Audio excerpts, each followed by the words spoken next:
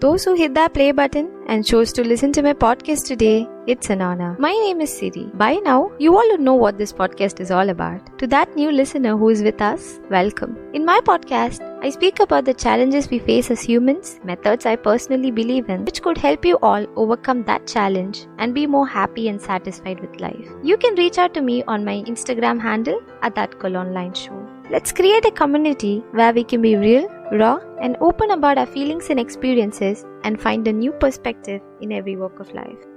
Sponsor of today's episode is the author of the book Rise to Lead You. You can grab your copy of the book on the Amazon store or click on the link below on the description. Now, let's get started. We have a very special guest in our show, Mr. Venkatesh S. He is a HR professional, leadership trainer, keynote speaker, and an author. With no wait, let's welcome Mr. Venkatesh S to That Girl Online Show. Hello Venkatesh, welcome. Hi, Ms. Sirisha. How are you? I'm doing great. How are you? Yes, I'm doing great. Heartily congratulations on publishing your book, Rise to Lead You.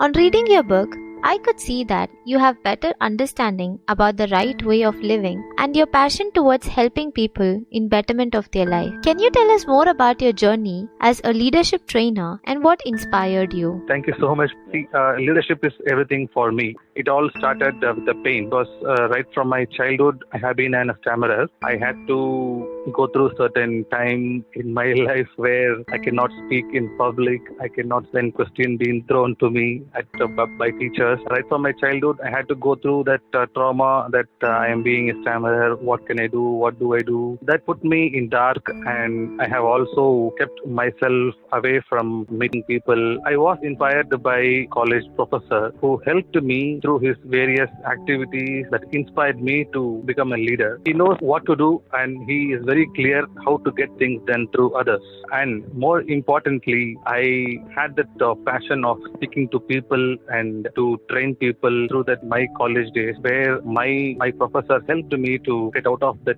trauma. Whenever I say leadership, people say it's a business, it's for entrepreneurs, it's for people who are in executive boards. No, leadership is everywhere, right from your home, your society, even at your workplace. If you ask a child, whom do you prefer to spend your day, it points out his or her mother, right? Because that mother is being the leader of that particular child. So knowingly or unknowingly, we are leading others.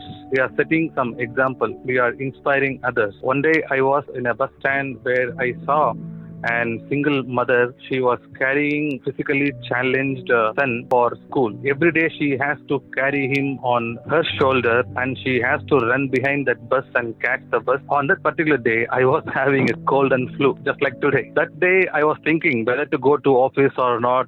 I was feeling a little lazy. But seeing her, I never knew that other people are going through such situation, but still they are finding ways to do it. She doesn't know me and I never knew about her, but demonstration of courage and her love towards the child realized me that anybody can inspire others. You don't need to even know the other person. You just do your good things. It will inspire others to do more. So my basic inspiration comes from people, and some of my best ideas come from my listeners and my audiences and readers as well. Since you mentioned that your past trauma has affected you, and you started to learn from other people. Sometimes we tend to live in the past, right? Like that just creeps in your mind even when you're trying to move away from it and try to lead a better life. We tend to feel a little comfortable because that surrounding, that trauma makes us feel comfortable. And we are afraid to change and to look at things differently. So what would you like to tell people who are struggling to find a balance in their life? Many of our problems or issues can be addressed when we slightly change our perception. If you ask anybody what is life, we'll be receiving thousands of answers. Basically, where the life is, it is just here and now. What's happening here and now is our life. Nothing else. Not the future, not the past. What we are experiencing right now is our life. Just hold on your breath. You are not practicing meditation. Just hold on your breath for 15 to 20 seconds on your own risk. You will find out the worth of the life. It's just residing in your breath. We cannot say that I have my life. You do not know where you are residing. You are just using this physical body as a tool and transport to move from one place to another. But your life is here and now. So thinking of past and worrying about future or being is definitely human. It's definitely unavoidable. But what we have is life. Life is nothing but our consciousness. People who are in the vegetative state in the hospital are also having their breath, but that doesn't mean that they are living. There is a difference between them and us. When we are conscious of what we are doing, where we are, who we are, that's where life gets life. Whenever I think of my own past incidents, because it is unavoidable that past can be handled, our past mistakes or past wrongdoings or even crime, whatever it is, it can be digested if we are able to manage our memories. Our mind is a great valuable tool where we can use it for our imagination as well as for recollection of our memory. But what we are doing is it's an absolute misuse. We can use it in a very proper manner only if we are conscious about it. If we are conscious of what we are thinking, definitely we will be doing something positive. So if I ask a person what you want, whether it is positive or negative, obviously that person would be choosing positivity. So when you are conscious, only then you will be able to choose what is positive and what is negative. If you are unconscious of what you are thinking, what you are speaking, definitely you never have that privilege to choose the positivity. You may long for positivity, but you may not be able to acquire positivity because you are not conscious. Only if you are conscious of what you are feeling, what you are thinking, and what you are speaking, you can choose positivity. And as you are talking about the right balance, wherever you are, you should be there. That's the right balance you can acquire for life. If you are at work, be there, do the work. If you are at home, be with your family, be there. If you are on the way to work, you should be on the way to work, not thinking of what the boss will be telling today. Not wherever you are, you should be there. That's how you gain balance to life. Most important thing is I had tough time with me more than anybody else because most of our battle is not with others, it is with ourselves. We are feeling bad and we are feeling worried because not because of others, it's because of us. We are not taking care of our own self. So in that way, I have also been a victim of not taking care of myself. I have been scolding myself. I have been crying so many nights that I'm not able to speak properly like any other person. I had a certain medical condition that didn't allow me to do what I wanted to do. One day I realized that worrying or feeling scared about future doesn't help my present moment. What I'm doing right now, that's what going to define me. What I think about me doesn't define me. What others think about me, that also doesn't define me. What I actually do, that defines me. So I consciously started taking action of overcoming my weaknesses. I just took some chances of getting over to the corporations to find part-time jobs where I took sales job as my part-time while I was studying my graduation, where I have to sell DVDs, educational DVDs to the parents. Where one day I went to an home, I asked that customer to buy my DVD. The customer refused to buy the DVD and he said, you may come back later. At the time I was stammering like anything because even for every single word I had to repeat twice or thrice because for each and every single word I stammer. I warned the customer, if you are not buying this product right now, I'm going to read this entire manual in front of you. So he got scared of me stammering and how long it would take for me to read that manual in front of him without stammering. So he laughed and gave me a sale, the first sale. I tried to convert my weaknesses into a strength because sometimes you can't change what happened in the past. Yes, that is a true inspiration, and I just love the way you transformed your weakness into a positive approach. What are the mindful activities that you follow, and how has that helped you shape your future? To me, mindfulness is quite simple. If I am interacting with you, my 100% commitment is to be with you. If I am writing something, my 100% commitment is to write there. So that doesn't mean that thinking is going unconscious.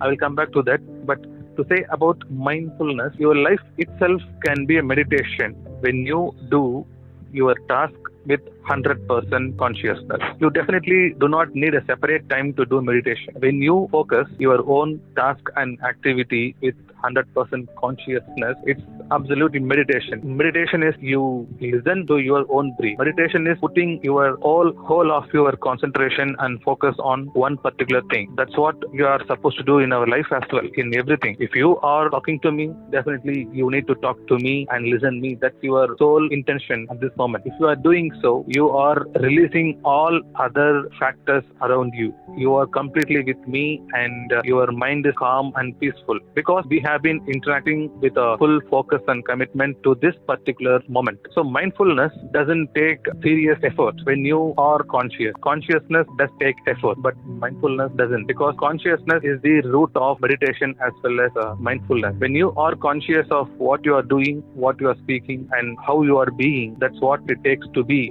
mindful. Whenever I want ideas or whenever I want some inspiration, I used to go for a jogging in the morning. When you are running on the road or in the park, I focus on my step, not on the target. When I focus on my step, I stay in the present. I run each and every step as counting. I never look forward to reach the destination.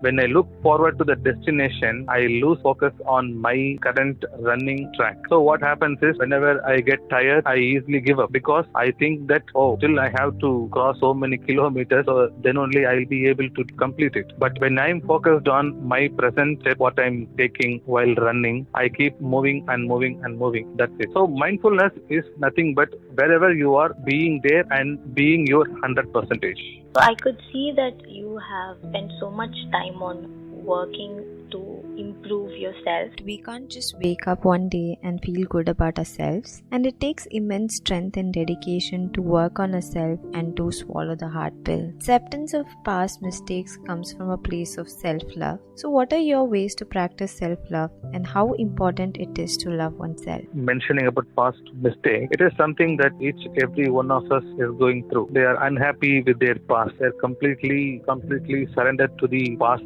mistakes or past unsatisfied events. One simple question to ask ourselves, which could possibly change our own life. If I am not accepting myself, then whose acceptance on me is more important to me? Anybody can answer this, because you are going to live with you forever, more than with your parents, more than with your friends, any of your loved ones. You are going to live only with you till the time you leave this earth. So the only person whom you need to satisfy is you. So we are all working on social acceptance, but how much effort we are taking to accept ourselves? No, it's very limited. We are expecting so many people to accept us, but the most important person, you, it is not accepting you. When it comes to self-acceptance and keeping yourself positive, I am an advocate of life love more than self-love. Loving your life that is available, given to you, is more important than anything else. When you love your life, automatically you put yourself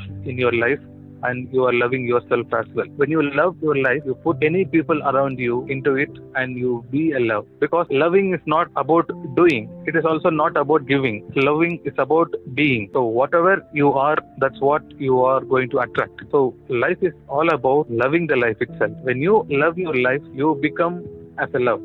You become love and you attract love. You radiate love to others. Like in my past, there have been times that I've been body shamed, that I've been put down by a lot of people. Being through such situation and growing up in that environment, in my past, I kept telling myself that I am not good enough. And this negative self-talk had a huge impact on me, and took me so much time and understanding to love myself and to acknowledge that thought. How do you think that we should reframe our thoughts positively? More than with anybody else, we are talking to ourselves for a longer time. Whether you open your mouth or not, you are talking to you for all the time. But when we monitor our own talk with our own self, we come to know whether we are talking positively or negatively. But what is the importance of the self-talk? I can tell through a short story where where one child asked his grandfather, I have two advices from you, but why are you always asking me to be positive? The grandfather said, I have two wolves for you, but both the wolves to be separated, kept in two different cages. Then the grandfather said, I have two wolves, one wolf alone to have to feed food, and the next another wolf to be left in hunger. After 10 days of time, you have to unchain the two wolves and make them fight. So when these two wolves fight against each other, which wolf will win the race? The child answered, yes, the wolf which was fed the food, which was in hunger for 10 days, would obviously fail that contest. Obviously, the wolf had all the nutrients, protein. Likewise, our mind has two sides, left and right. We talk negatively on the left and we talk positively on the right side. One you feed more, it gets strengthened over the other. So you have both negativity as well as positivity in your mind. The one you feed more and more and more, it gets strengthened. And ultimately, the one that is strengthened will overcome the weakened one. So when you feed positivity to your mind more than negativity, your positivity will overpower the negativity. That same happened within our daily life.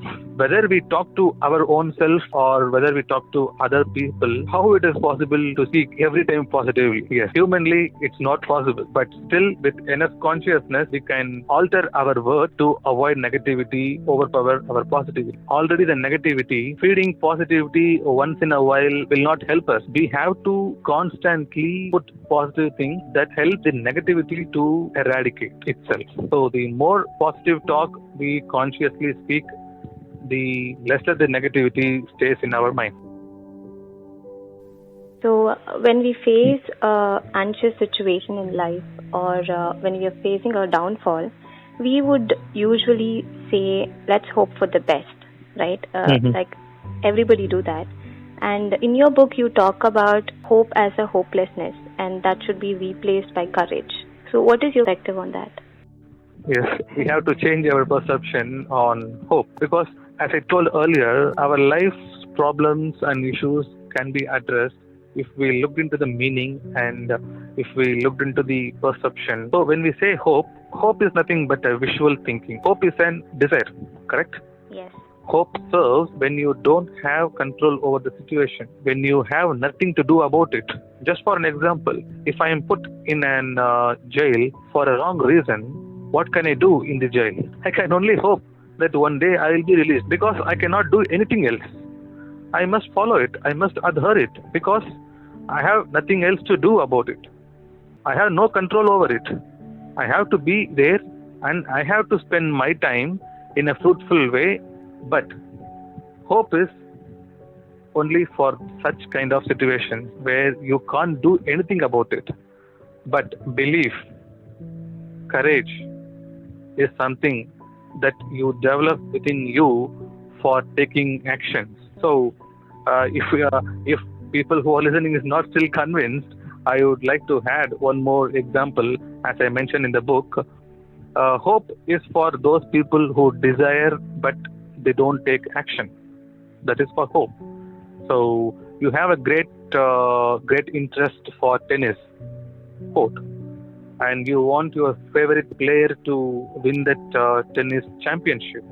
That is hope, right? That is your visual thinking. It's a hope. You hope that this person will win this championship. I hope this person will easily win this round. But what if you are the person who is playing there? What if you are the person who is the player in the tennis? Can you still say that hope? I hope I will win. No, you cannot say that. You have to work towards it, and you should be so sure of what you are doing, and you should develop that belief that yes, I can do it, I will do it. So that is where action becomes more vital, and actions get birth not by hope. Actions get birth by your belief and your courage. The more you are courageous, the more actions you take. And the more actions you take, the more courageous you become. It goes hand to hand. Almost 13% of the world population experience some form of mental illness. What do we as an individual need to do to break the cycle, and how do we deal with stigma around mental illness? We are in a situation where majority of the people have come to know what is mental illness. In this unfortunate situation, there is an fortunate thing is that mental illness has come to the light. The most gruesome trouble we are experiencing is many people do not know what they are going through. Many people have no clue what is happening within them. It's quite complicated. The most complicated person you can ever meet is you. One of the bravest decisions you can ever take in your life is seeking help. If I go to that person and seek for help, I may be looked very small.